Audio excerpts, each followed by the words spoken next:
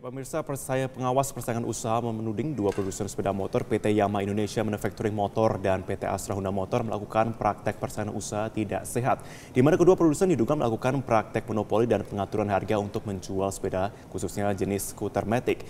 Dan tim investigator KPPU mengaku telah menemukan bukti kuat terkait adanya perjanjian penetapan harga di antara keduanya. Dua produsen sepeda motor PT Yamaha Indonesia Manufacturing Motor dan PT Astra Honda diduga bersekongkol untuk menetapkan harga jual sepeda motor jenis skuter matic. Tim investigator dari KPPU mengaku telah menemukan bukti berupa surat elektronik dari Presiden Direktur PT Yamaha Indonesia Manufacturing Motor yang memerintahkan jajaran di bawahnya untuk menaikkan harga jual sepeda motor skuter matic. Perintah ini diduga muncul karena sebelumnya telah ada kesepakatan antara Presiden Direktur Yamaha Indonesia dengan Vice Presiden PT Astra Honda Motor untuk saling menyesuaikan harga jual produk kedua perusahaan. Dalam kasus ini terungkap bahwa harga produksi satu unit sepeda motor hanya 7 juta hingga 8 juta rupiah.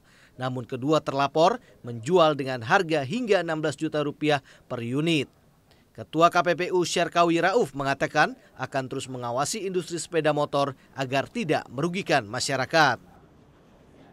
Melihat ini komoditas yang sangat strategik, ini sektor yang sangat strategik, sehingga kita perlu untuk melakukan monitoring, melakukan penelitian, melakukan investigasi, dan sampai kita pada tahap keyakinan bahwa ini ada cukup alat bukti untuk membawa ke proses persidangan. Sementara itu PT Yamaha Indonesia Manufacturing Motor membantah telah melakukan perjanjian penyesuaian kenaikan harga jual dengan PT Astra Honda Motor. Namun pihaknya akan tetap menghormati KPPU dan mengikuti aturan hukum yang berlaku. Kami baru dengar hari ini LDP-nya. Oleh karena itu tanggapan kami ya kita ingin belajar dulu dari LDP tadi kira-kira bagaimana, dan kita akan sampaikan, tadi sudah sampaikan tanggal 26 Juli kalau memang ada masalah yang atau materi yang perlu diperjelas lagi, kita akan sampaikan tanggal 28 Juli. Jadi poinnya yang jelas Yamaha tidak melakukan aktivitas seperti yang dituduhkan. Dalam persidangan kemarin, PT Astra Honda Motor tidak menghadiri sidang perdana ini. Rencananya sidang ini akan dilanjutkan dengan sidang tanggapan terlapor pada tanggal 26 Juli mendatang. Dari Jakarta, Tim Liputan Metro TV. Ya, untuk membahas lebih lanjut kita sudah bergabung bersama dengan Ketua KPPU Pak Syarkawi Rauf di studio Metro TV. Pak Syarkawi, selamat pagi. Ya, selamat pagi. Oke, kemarin sudah mengikuti persidangan kemarin ya Pak ya. Oke, sampai sejauh ini menjadi pertanyaan publik adalah sebenarnya ini indikasi sudah muncul sejak lamakah atau baru adalah laporan masyarakat sekarang Pak? Nah, sebenarnya proses pengawasan yang dilakukan oleh KPPU ini sudah lama ya. Ini kurang lebih 2013, 2014, sampai sekarang kita lakukan monitoring. Nah, kenapa kita lakukan monitoring terhadap industri otomotif ini, khususnya untuk motor ya. Betul. Dan lebih spesifik lagi motor yang skuter matic atau skutik.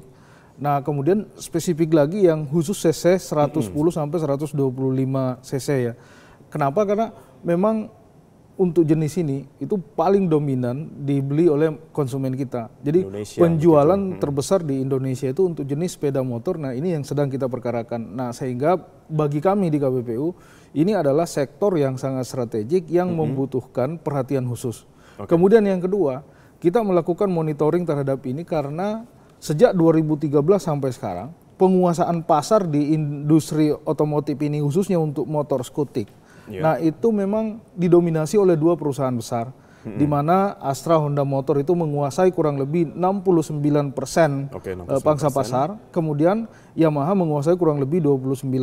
Nah, kalau kedua perusahaan ini kita gabung penjualannya untuk skutik itu, mereka itu menguasai kurang lebih 97% pangsa pasar. Nah, ini penguasaan pasar yang sangat besar. Nah, dua perusahaan ini bisa kita sebut sebagai perusahaan yang memonopoli pasar untuk jenis skuter matic itu atau yang skutik. Nah, sehingga dalam konteks persaingan usaha, biasanya pasar yang dikuasai oleh hanya 2 atau 3 perusahaan besar, ini biasanya sangat mudah untuk melakukan semacam koordinasi untuk satu menentukan harga, menentukan penjualan dan lain-lain. Nah, kebetulan sejak tahun 2013 itu kita melakukan penelitian, kita memperoleh bukti-bukti yang kuat yang menunjukkan bahwa memang antara Yamaha dan Astra Honda Motor ini melakukan koordinasi dalam hal satu penetapan harga. Nah ini yang sedang kita perkarakan di KPPU. Bukti apa yang ditemukan KPPU pada saat ini?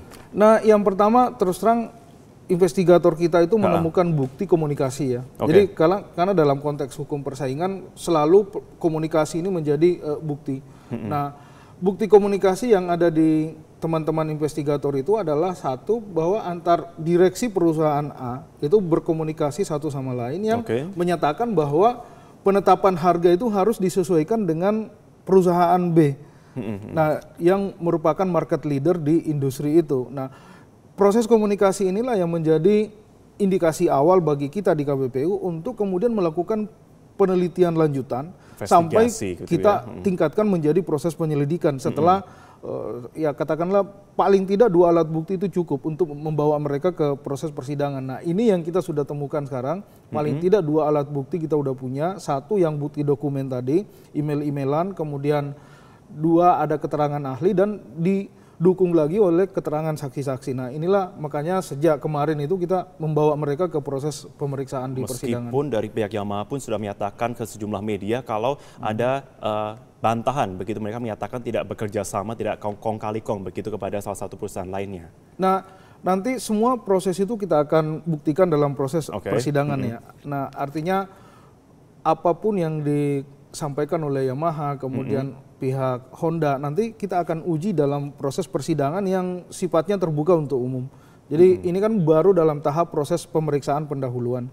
Nah proses pemeriksaan pendahuluan itu biasanya kita hanya fokus pada mendengarkan laporan dugaan pelanggaran dari investigator. Kira-kira tuduhan apa saja yang disampaikan oleh investigator kita di KPPU itu terhadap direksi 2 perusahaan ini atau 2 perusahaan besar ini. Nah setelah itu mereka punya hak untuk menyampaikan semacam sanggahan terhadap tuduhan yang disampaikan oleh investigator itu.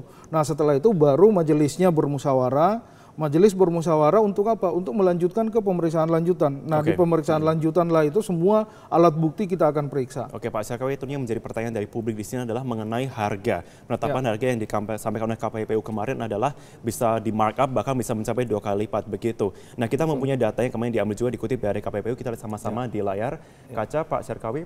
Oke ini data yang kami dapatkan dari grafik dari tim Metro TV yang sedikit kurang lebih di sini kita sambil menunggu grafiknya dipersiapkan, harga yang disampaikan harga kewajaran penjualan ini yakni 7 sampai 8 juta. Ini sudah ada di layar Bapak. Oke, ini untuk harga yang sewajarnya oleh KPPU ada 7,5 sampai 8 juta untuk penjualan motor skuter. Betul. Jadi sesuai dengan keterangan yang kita dapat ya, kita peroleh dari proses penelitian itu, kita memanggil ahli, kita memanggil saksi. Nah, keterangan ahli dan saksi di dalam proses pemeriksaan itu menunjukkan bahwa memang maksimum harga setelah semuanya dimasukkan ongkos produksi yang hanya sekitar 7,5 sampai 8 juta, kemudian ongkos surat dan lain-lain itu harganya itu hanya maksimum sekitar memang 11,5 sampai 12,6 juta itu. Nah, tapi di pasaran harganya kan jauh di atas itu. Iya, 15 juta. Biasanya proses pembentukan harga yang seperti ini yang jauh di atas harga yang wajar itu biasanya terjadi dalam pasar yang bersifat kalau ini kan duopoli, ada 2 perusahaan yang menguasai pasar. Nah, kalau mereka kemudian bekerja sama, ini sudah jadi monopoli. Nah, mereka ini yang memonopoli pasar, pembentukan harganya itu memang selalu jauh di atas harga wajar. Nah, ini yang kemudian menjadi indikasi awal juga kenapa KPPU kemudian melakukan penelitian bahkan investigasi terhadap dugaan kartel di sepeda motor ini. Oke, komponen-komponen apa saja sih Pak sebenarnya yang bisa dikatakan menjadi salah satu faktor dikatakan tadi ada markup begitu. Itu apa saja sih sebenarnya? Nah, yang pertama kita dari KPPU kita cuma melihat dari sisi ongkos produksi berapa, 7,5 sampai 8 juta, ditambah dengan ongkos yang lain-lain itu dapat angka katakanlah 12,6 juta. Nah, setelah masuk ke pasar harganya itu di atas 15 juta. Nah, penjualan yang jauh di atas 15 juta itu saja itu sudah bisa mengindikasikan pembentukan harga yang lumayan eksesif. Nah, harga yang eksesif inilah yang menjadi indikasi awal kenapa kita di KPPU kemudian melakukan investigasi terhadap dugaan kartel di industri ini. Dan apalagi ya lagi-lagi tadi industri ini kan hanya dikuasai oleh 2 pemain besar, di mana dua pemain besar ini secara evidence kita punya bukti komunikasi yang menunjukkan bahwa mereka ini sering berkoordinasi. Oke, untuk sampai sejauh ini KPPU sudah melakukan langkah hukum begitu ya, diantaranya adalah dengan upaya untuk melakukan investigasi. Lalu kemudian apa bukti-bukti kuat lainnya yang juga sudah diperoleh selain email tadi, Pak? Nah, yang pertama kita punya keterangan saksi ya. Jadi saksi kita panggil karena dari sisi proses pembuktian di KPPU itu kan ada keterangan saksi, ada keterangan ahli, kemudian ada bukti dokumen, ada bukti petunjuk, kemudian ada keterangan dari si pelaku usaha sendiri. Nah, sejauh ini yang kita punya dokumen yang menunjukkan bahwa mereka memang melakukan koordinasi. Nah, kemudian yang kedua, keterangan ahli ikut memperkuat ini dalam bentuk analisa ekonomi, analisa terkait dengan perkembangan harga sepeda motor di Indonesia. Kemudian ahli-ahli kita itu juga mengkomparasi antara harga yang ada di Indonesia untuk jenis motor yang sama dibandingkan dengan harga yang ada di negara lain, katakanlah misalnya di Vietnam, di Malaysia atau di Thailand. Nah, ini juga menunjukkan bahwa harga kita itu lumayan relatif jauh lebih tinggi dibandingkan dengan negara-negara itu. Nah, kemudian saksi-saksi juga kita panggil terkait dengan orang-orang yang ada di perusahaan-perusahaan itu, di perusahaan otomotif itu. Nah, ini yang kemudian menjadi dasar kita menyusun yang namanya dugaan pelanggaran terhadap mereka. Nah, ini yang kemudian kemarin kita bacakan. Oke, kalau untuk sampai sejauh ini, kalau kita sama-sama tentunya menjadi pertanyaan bersama adalah mengenai sanksi yang tentunya menjadi pertimbangan dalam langkah hukum begitu ya. Apa kemudian langkah dari KPPU jika nantinya pada persidangan sudah terbukti ada terjadi permainan harga di sini? Nah, biasanya menurut undang-undang yang kita punya kewenangan itu adalah satu memberikan sanksi. Nah, sanksi yang paling mungkin adalah satu denda persaingan. Denda persaingan itu memang relatif kecil ya kalau di Indonesia itu hanya minimum 1 miliar dan maksimum 25 miliar. Nah, angka 25 miliar ini sangat kecil dibandingkan dengan keuntungan yang bisa diperoleh oleh perusahaan dari melakukan kartel. Dari yang terungkap sama dari 2013 sampai 2016 gitu. 2013, 2014 dengan selisih harga misalnya yang wajar ya, sekitar 4 juta dikali dengan sekian ratus ribu penjualan motor untuk jenis itu kan tidak seberapa. Nah, makanya nanti dalam proses persidangan tergantung kita akan lihat prosesnya seperti apa. Kombinasi sanksinya itu bisa tidak hanya denda tetapi ada sanksi-sanksi lain ya. Nah, sanksi lain itu kita akan lihat kemudian. Sanksi lain akan dilihat juga kemudian apakah itu memberikan efek jera kemudian. Nah, makanya sanksi lain itu harapannya bisa memberikan efek jera. Biasanya kalau dalam konteks persekongkolan tender. Nah, biasanya kan ada 5 perusahaan bersekongkol untuk memenangkan tender. Biasanya peserta tender yang terbukti melakukan kesalahan itu biasanya kita blacklist. Atau tidak boleh beroperasi atau tidak bisa ikut tender dalam setahun misalnya, di blacklist. Atau misalnya kita membatasi wilayah operasi dari perusahaan yang bersangkutan. Nah, ini untuk 2 produsen ini, kalau memang terbukti mereka melakukan kartel, ini kita akan lihat kira-kira apa yang paling pas untuk sanksi rekomendasi yang kita sampaikan baik ke pemerintah maupun yang lain, supaya mereka ini ada efek jera untuk tidak, katakanlah kalau memang terbukti ya dugaan ini terbukti, untuk tidak melakukan persekongkolan lagi. Kalau untuk selain dari 2 yang tadi Anda sangkakan begitu ya, 2 perusahaan ini, apakah ada juga kemudian pihak-pihak lain yang juga turut bermain di sini?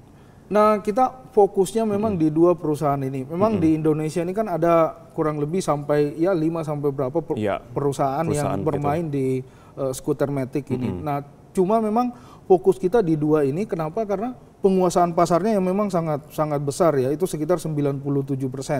Nah, kemudian yang kedua, 97% penguasaan pasar ini dikoordinasikan lagi. Nah, ini yang membuat mereka benar-benar tidak hanya disebut sebagai duopoli atau 2 penguasa pasar, tetapi ini sudah menjadi monopoli dan melakukan praktek monopoli lagi. Nah, ini praktek monopolinya itu yang menjadi penekanan kita di KPPU. Terakhir mengenai juga ini dari pihak masyarakat itu yang akan jika menemukan adanya ada penyimpangan begitu ya, apakah KPPU menyediakan misalkan hotline ataupun juga tempat pengaduan, dan apa bukti yang bisa disampaikan kepada masyarakat tentunya? Jadi yang pertama kalau misalnya terkait dengan perkara yang sedang kita tangani, masyarakat misalnya merasa dirugikan, nah itu bisa melalui kppu.go.id. Nah, itu kita ada hotline khusus di situ, atau bisa langsung menyurat ke kantor KPPU di Jalan Juanda nomor 36 di Jakarta ya. Nah saya kira semua itu saluran itu bisa kita gunakan. Baik, Pak Syarkawi Rauf, terima kasih sudah bergabung bersama kami di Metro Pagi kali ini. Dan